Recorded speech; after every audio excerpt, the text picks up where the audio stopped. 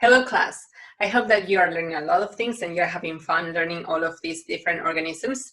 Today we're going to continue learning about plants, and in particular we're going to learn about vascular plants. Okay, we're going to learn the significance of seedless tracheophytes, and we're going to understand what a tracheophyte is first. That's actually related to the presence of vascular tissue. So we're going to learn the function of the vascular tissue and learn that there are mainly two tissues that conform this vascular tissue, and the difference between microfields and megafields. And we are going to understand what's a sporophile, a sori, and a strobili. So new terms as well, and I hope that you have the opportunity to go out and explore in nature all of these new traits that you are learning. So to locate you into this new classification, we're looking at eukarya, and eukarya is divided in these 4 supergroups. Right now we are zooming into Archaeoplastida, and in particular in plants. Plants used to be a kingdom, and now it's no longer classification that we are using. So we refer to the Archaeoplastida supergroup, and inside we have these land plants. So we have discussed that the closest relative of land plants are caryophytes. So they are algae, and the evidence is in these 3 features. And we discussed that from having plenty of water in the sea or in aquatic environments, plants now had to deal with a series of challenges that comes with exploring land, and that's desiccation. So all of these things here are for you to remember that plants have to evolve thick spore walls to protect the spores, right? Because the spores is this unit of life that is going to be disseminating in the air or in the soil until it finds the right conditions to emerge and reassume the metabolism and become a new organism, right? That's very important. So it has to protect it, and then they create this spore pollenin, layer of spore pollenin, a waxy or a lipidic substance in nature. The other big thing is cuticle. I just mentioned it very briefly last time, but plants have this cuticle. I ask you to go out, hopefully you have done it, and water some leaves to see what happens with those drops. I told you that probably you will see the formation of some drops on the top of the leaf, or see how the water runs off, because we have this cuticle. And in here, this is a cross-section of a leaf. And in red, you could see the cuticle, this waxy cover that protects them from desiccation.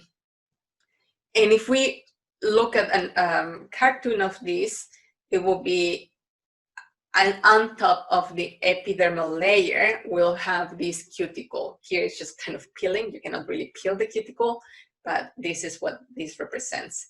This yellow sheet is the cuticle.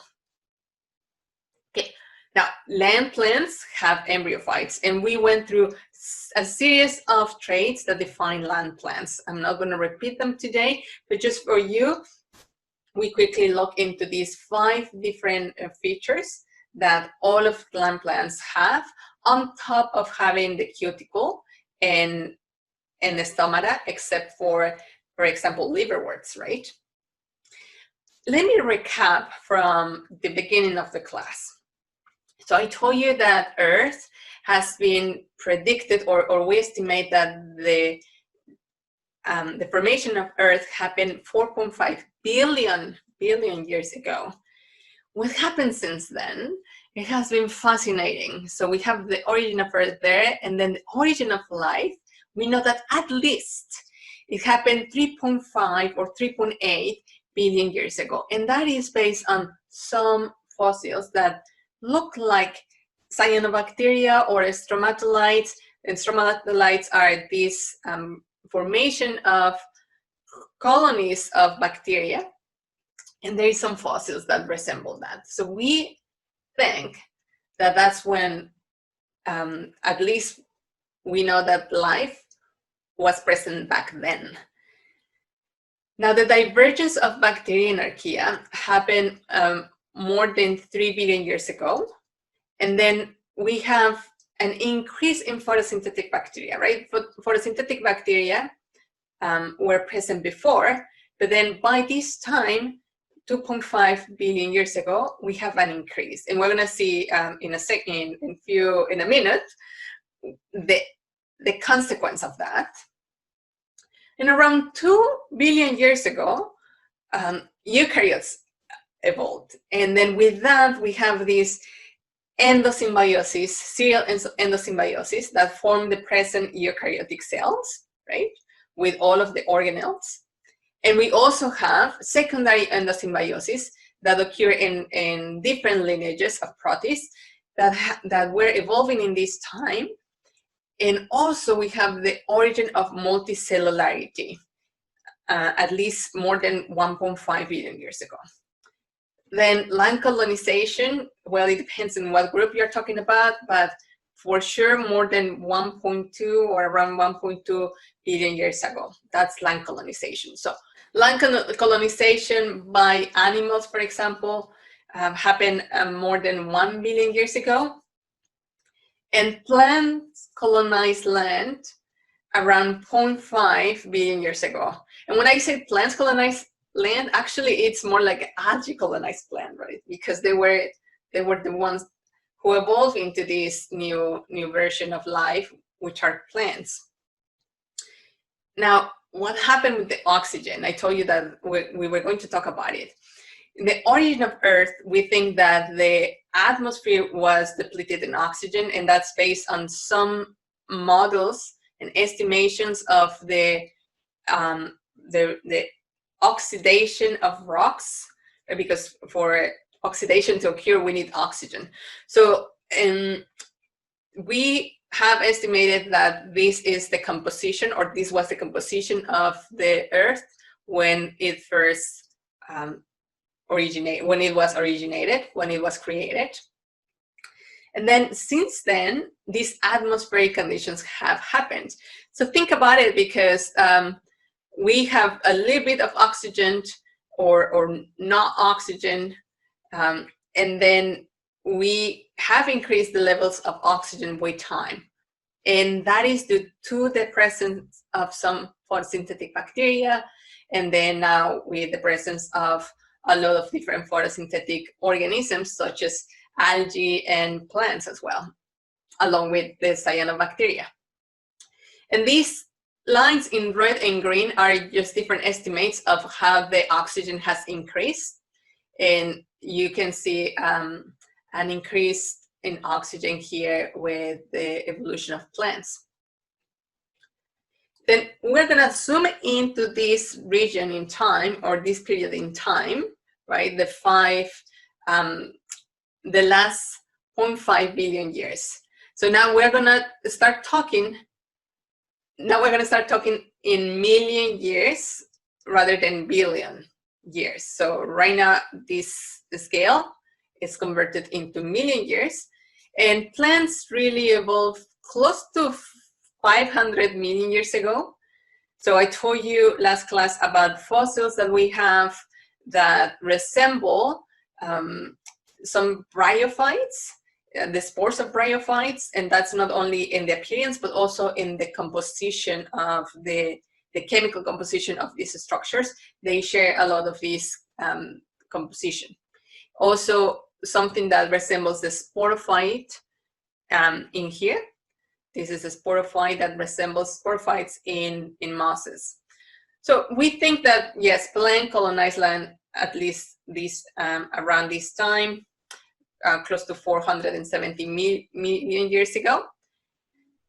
And then plants have also to overcome some challenges once that they were inland. And one of the things that they needed was to have more exposure to light, right? Because bryophytes tend to be a mat that that they do capture light. But imagine if you have now a structure that is, if you have a structure that is able to space the leaves, you will have more surface to capture the light and to have more photosynthesis and to grow larger. So we have also, if you do that, you need a type of vascular system that will bring minerals or nutrients and water into all of these leaves that are up in this new plant. So the origin of vascular plants happened more than 400 million years ago.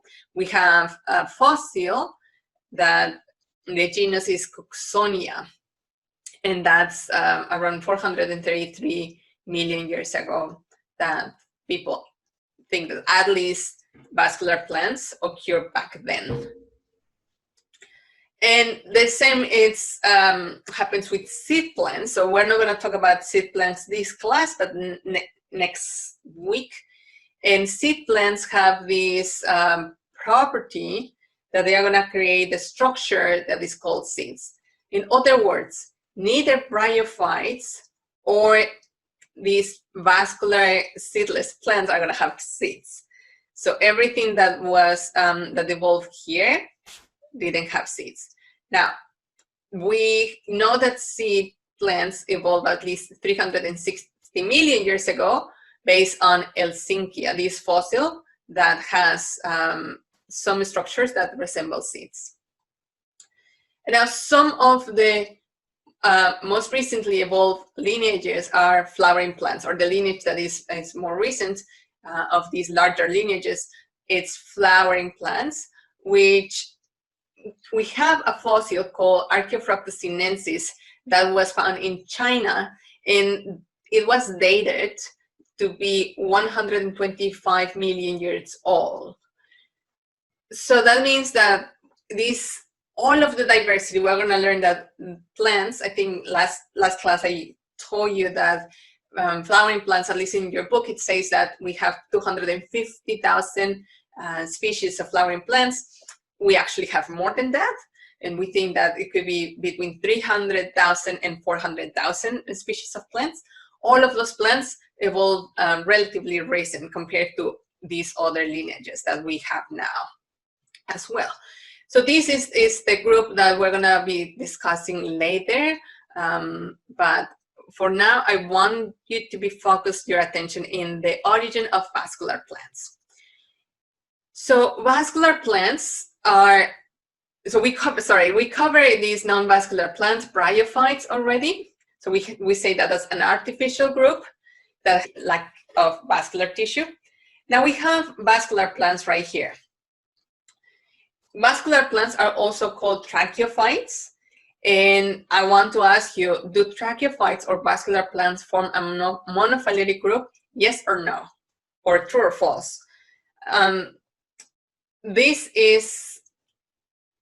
are all vascular plants, so lycophytes, monilophytes, gymnosperms, and angiosperms. If we look at the tips of these and go back in time to find the common ancestor, most common recent ancestor for these four groups, we'll find that the ancestor is 2, right here.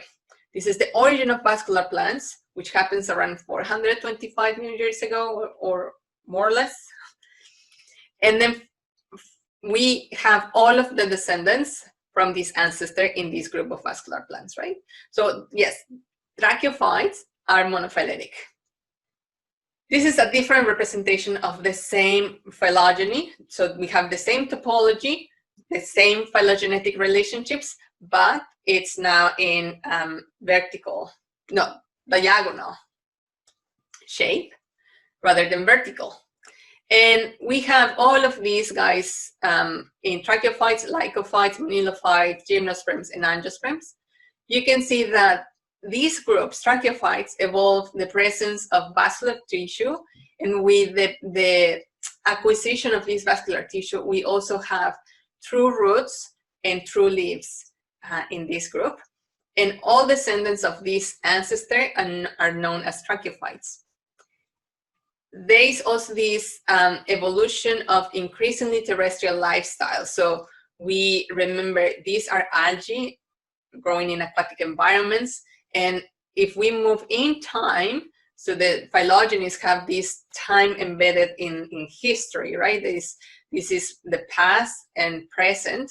So now, as we move into this phylogeny into this direction, we can see that their lineages have become more adapted or became more adapted to terrestrial environments. That means less water.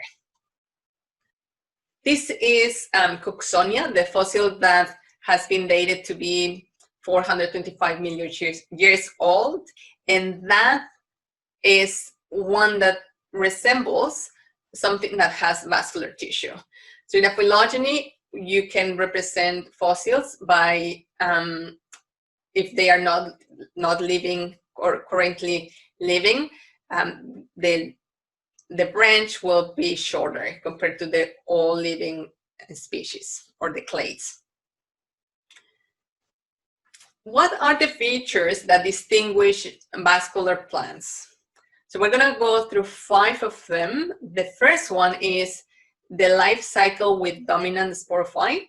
The second is the vascular tissue that has xylem and phloem.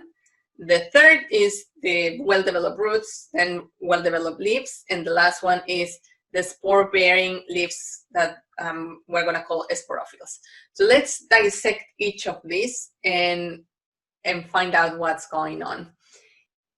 So what plants have dominant gametophyte and dependent sporophyte? A, bryophytes. B, seedless vascular plants. C, seed plants. D, flowering plants. Or E, all of them. What do you think? No, what? Not what you think. What do you know? Okay, so plants have dominant gametophytes and dependent sporophytes. What plants? That's bryophytes. Bryophytes is the group that we covered in the last class, and they have dominant gametophyte, and the sporophyte is always going to be dependent on the gametophyte. In contrast, in vascular plants, the sporophyte is going to be the one that is the dominant. That means the largest, but also the one that lives the longer or the longest. And this is, in ferns, we have these, hopefully you're familiar with ferns. They have large leaves. The sporophyte is the one that we see, and they have large leaves. And actually, the gametophyte, it's independent, so it can grow in a different place, but it's gonna be small. So it is as small as my nail. So it's very tiny. We don't see, we don't often notice them, the gametophytes in ferns. This is the life cycle of the fern. With the dominant sporophyte, as I was mentioning, there's a leaf that is the one that we are more familiar with. And the gametophyte is very tiny that we don't often see. If we start with the sporophyte, around here, we have these fiddle heads, which are the young leaves that will expand when they grow. And under the leaf, we're going to have a sporangium or sporangia. So multiple sporangia that are clustered in this frame form a sorus. And sori is the plural of sorus. If we zoom into this sporangium, we'll see this structure. And it has this capsule that opens and disperses the spores that are the result of meiosis. These spores now can grow and develop into this gametophyte, which will be haploid, right? The result of meiosis is always haploid spores in plants, and we're gonna have this gametophyte. Now, this is for everybody who loves Lady Gaga. Lady Gaga, as you know, has supported the LGBT community, and there is a botanist who loves Lady Gaga, and she studies ferns, and she gave the name Gaga to a new genus of ferns. So that's the Gaga genus now in ferns. And also because she said that the name Gaga was also, or she got inspired based on the sequences that she was working with. So these are the sequences of these different species. You can see the Gaga genus and the different species that she has named after Gaga. And this is a part of the sequence that she was working with in the DNA.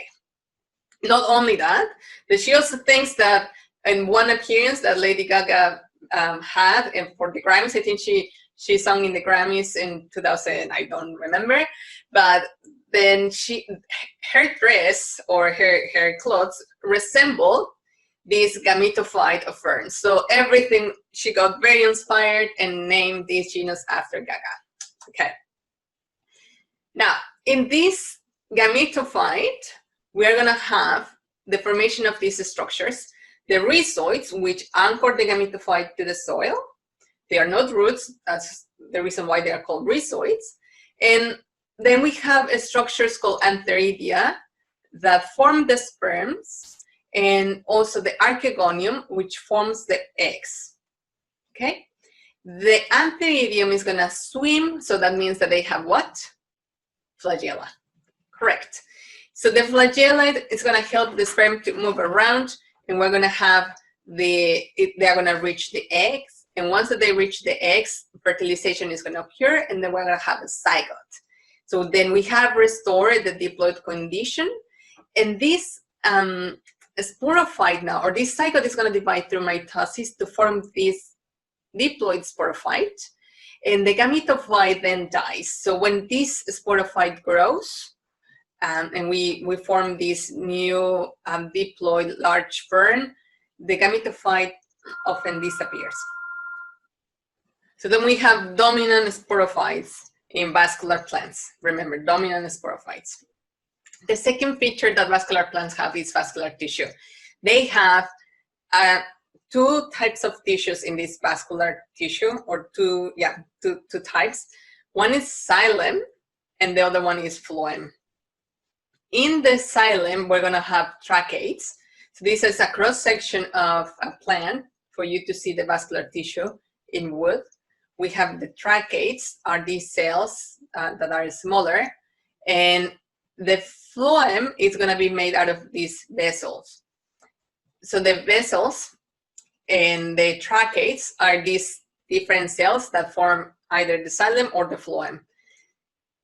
Which is very important to remember is the xylem is going to be transferring water mainly and minerals, and that's going to come from the roots, right? From the soil.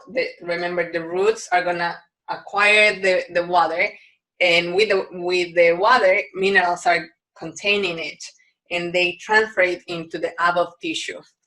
Now, the phloem is going to be transport other type of important materials, and that's going to be, you now have to be thinking about photosynthesis. So think about a tree or a plant, whatever you want, your favorite plant, and now if you don't have a favorite plant, just find one. You will have the leaves, and those leaves are photosynthesizing. So my hands now are the leaves.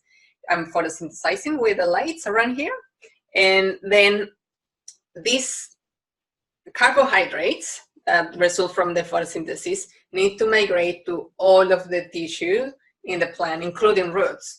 So now this goes in a different direction, and the phloem also carries other things like hormones or amino acids, other even RNA and other things. So they're very important tissues, and only vascular plants have evolved to have vascular tissues. No bryophytes have vascular tissues, and no algae have vascular tissues. Because vascular plants have vascular tissues, then they have true leaves and true roots. Well, the next one is true roots. And roots have the function to help, as I said, capture water and nutrients, but also to anchor the plant. So that's a similar function that rhizoids and roots share, but roots, as I mentioned, have these xylem and phloem on them. And we think that roots might have evolved from subterranean stems. Well-developed leaves is another feature that vascular plants have. Well-developed leaves are going to have vascular tissue on them, and they are going to have, we're going to be talking about two types of leaves. One is microphyll or microphyls in the plural, and megaphylls. And micro, well, it means smaller, and mega, larger. So yes, they are smaller and larger, but more is not about the size, but about the vein. Vascular tissues in these plants, the darker green represents the vascular tissue. So this xylem and phloem. This vascular tissue really runs across all of the plant, right here. It runs across. Microphylls are going to have a single vein in the leaf, whereas megaphylls are going to have a network of veins. So they are going to be branched. We have examples. So Selaginella, it's also called resurrecting plant. They have one single vein. So you can see one leaf. They are tiny, tiny leaves, and they have one vein here. Hopefully you can see that, and if not, imagine it's just one strain in the middle of the leaf. Whereas in this case, we have a fern, and you can see all of these venations ramifying or branching in this fern, in this leaf. The last feature that is present in all vascular plants is these spore-bearing leaves called sporophylls. So sporophylls are going to be modified leaves that are going to be forming the sporangium, or they contain the sporangium, or sporangia in plural. And in ferns, as I was mentioned, we have this sporophyte is the whole thing, but this leaf, one of these leaves, it's the sporophyll. The sporophyll is going to be carrying the sporangia, and one sporangium in here is going to form the spores. But we say that in ferns, we have this cluster of sporangium or sporangia that it's named sorus. And sorry will be just many, right? That's the plural. We have other type of plants, not in ferns, but in conifers, for example, we have what is called strobili. Strobilis are cone-like structures that are formed by groups of sporophylls. That means that in this cone, this is a cross-section of a cone, we have one sporophyll that is right here, another sporophyll. So in this cone, we have many sporophylls that are modified, and with time they become, in pines, for example, they become woody. So these are the strobili. So not all vascular plants have strobili, but all of the plants have sporophylls. The other thing that we need to understand is that some plants are heterosporous and others are homosporous. Homosporous is going to have only one type of sporophyll, and therefore we're only going to have one type of spores. But there are other plants that can form two types of sporophylls. One is the megasporophyll, and hopefully you by now understand that mega sporophylls are going to form megaspores, which are the female spores. And when they grow and develop, they will form the female gametophyte, which is going to produce the eggs. And we're going to have another form, which is the microsporangium on microsporophylls that form microspores that develop into male gametophytes, which form the sperm. So to clarify that, I added these two life cycles, and put your attention in this. So in here we have one type of spore, and these gametophyte form both eggs and sperms. In this other option, in the heterosporous life cycle, we're going to have two types of sporophylls, the microsporophyll and megasporophyll, and these two are going to form microspores and megaspores, and then we're going to have two types of spores, right? So that's heterospores, two types of spores. In ferns, we have how many types of spores? In this example, we only have one type of spore that forms the gametophyte, and this gametophyte forms the antheridium and archegonium, right? So we have only one type of spore. What happens in here? This is the case of a Selaginella, which is vascular plant, seedless vascular plant, but that's also the case for some conifers, which are plants that have seeds, a different group that we're going to cover next class. And here we have this megasporangium and microsporangium. So we have two different types of leaves. The strobili is going to have multiple leaves, modified leaves that are very small. So we're not talking about this being one leaf, but a structure that has many leaves. Think about, look at this phylogeny and tell me, do seedless vascular plants form a monophyletic group? So we have vascular plants here, but I'm talking about seedless vascular plants, plants that lack seeds. Are they monophyletic? True or false? Okay. So hopefully you responded that they are, well, the right answer is false. Vascular plants that lack seeds are paraphyletic. And for that, to clarify that, in case that you are still struggling with these terms, look at these two clades, or these two groups that are in seedless vascular plants, and then trace the lineage, and I highlighted in blue both of them, and find where they converge in the most common recent ancestor. And that's number 2. So we have said that if the ancestor have some descendants, lycophytes and monilophytes in this case, but not all, because this group, seedless vascular plants, is leaving out gymnosperms and angiosperms. So this ancestor, or this group, has the ancestor with some descendants, but not all. So that's a paraphyletic group. Seedless vascular plants can be divided in these two: lycophytes, which includes club mosses and relatives, and monilophytes, which includes ferns and other relatives of ferns. As I said, seedless vascular plants are not a natural group. They are an artificial group. Therefore, they do not form a clade.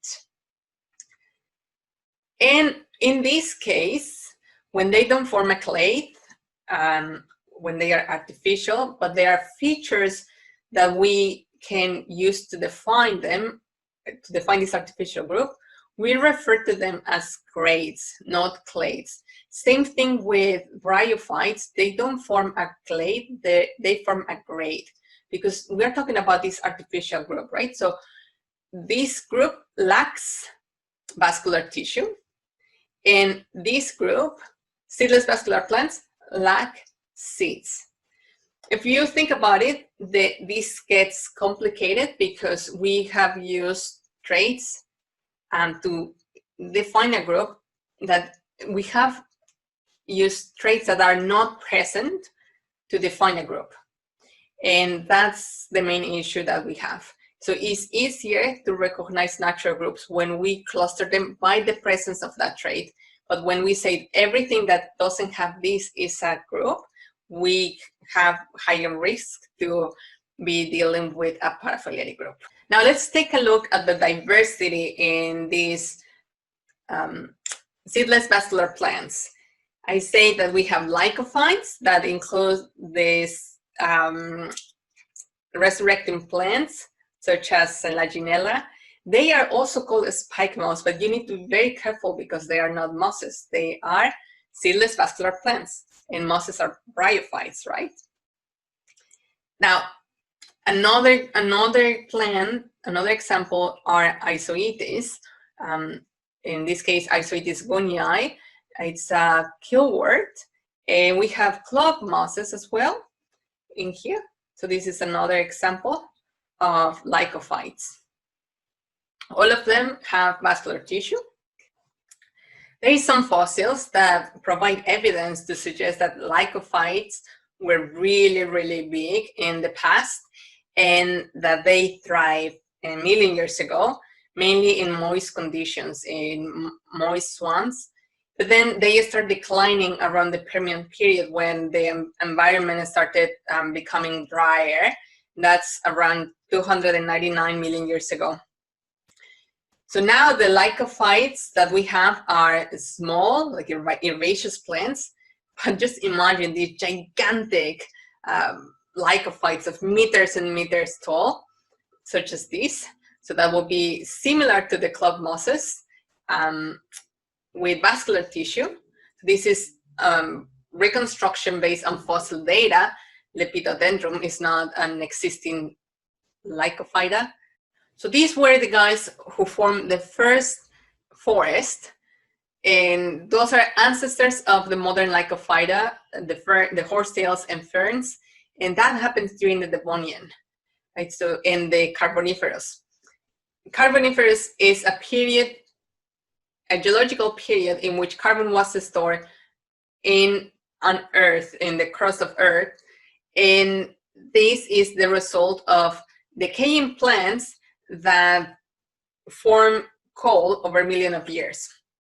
These are the plants who contributed to the formation of these Carboniferous forests and then the coal that we use as fuel today. This is more of the lycophytes, the different landscapes that people imagine it will look like, and some fossils that show the leaves in these lycophytes. We have covered Caryophytes and Bryophytes. Now we just cover lycophytes, and we are going to be looking at monilophytes. Monilophytes can be further split in stenophytes, which are the horsetails. And these horsetails are going to have microphyls in whorls. You're going to see it. So it's like a crown around the stem of these plants, and the roots come out of rhizomes. So the rhizome is going to be a horizontal stem, and they can be used to propagate the plant asexually as well. In ferns, we're going to have some true ferns and other close relatives. So let's take a look. So we have ferns in this Monilophyta, and ferns constitute around 12,000 species. Horsetails is less diverse, and this is the member of the horsetail. So it's Equisitum, is the genus Equisitum. We think that this was very diverse during the Carboniferous, but now it's just one genus. And the whisk fern is not really a fern, but it's a close relative of ferns. It's Xylotum nodum is this species. So Xylotum nodum can be endangered in some places, but can be an invasive plant in other places. Examples of true ferns are all of these, and some of them can look like trees. They don't have secondary growth. We're going to learn what that means when we cover wood, when we talk about wood. So they don't form wood, and they don't have secondary growth, but they have the ability to look like trees. So they are tree ferns. And we have all different varieties of ferns in here. When the sporophyll in ferns is mature and reproductive, they will form the sori. And this is how the sori look in a very reproductive fern. This is the Stenophyta equisitum. It's just one genus. These are the type of cone structures light cone structures that are called sporophytes. So they will have the sporangium right here and the spores inside of the sporangium in this equisetum. So we have covered the diversity of early evolving vascular plants. Next class, we're going to cover seed plants. But I want you to remember that non-vascular plants are bryophytes, and they include liverworts, hornwort, and mosses, and that the dominant is the gametophyte. That means the long-lived and the most abundant. So if you look at this beautiful landscape, all of that is covered by this mat of mosses. So the sporophytes are small and short-lived, and they depend on the gametophyte. In ferns, for example, in the life cycle that I showed, in ferns, sporophytes never depend on the gametophyte. They can live on its own. The gametophyte dies and the sporophyte is alive. In mosses, if the gametophyte dies, the sporophyte will die. The sporophytes then are dominant in vascular plants, right? These are the dominant, and this is how the sporophyte looks in a real plant and the gametophyte in a real plant. And I say that the gametophyte in ferns is very, very small compared to the sporophyte. Okay, so those are the two main differences that I want you to remember that will allow you to distinguish between seedless vascular plants and bryophytes for non-vascular plants. In this phylogeny, what node represents the origin of the phloem and xylem? A1, B2, C 2.1, D3, E none. Okay, what node represents the origin of phloem and xylem? It should be here, right? Vascular plants, all of them have phloem and xylem. So number 2 is B. The right answer is B. As I mentioned, next class we'll look into seed plants. That means gymnosperms and angiosperms, and we're going to start diving more into plant diversity. I hope that you have learned a lot this class, and I'll see you next time. Thank you.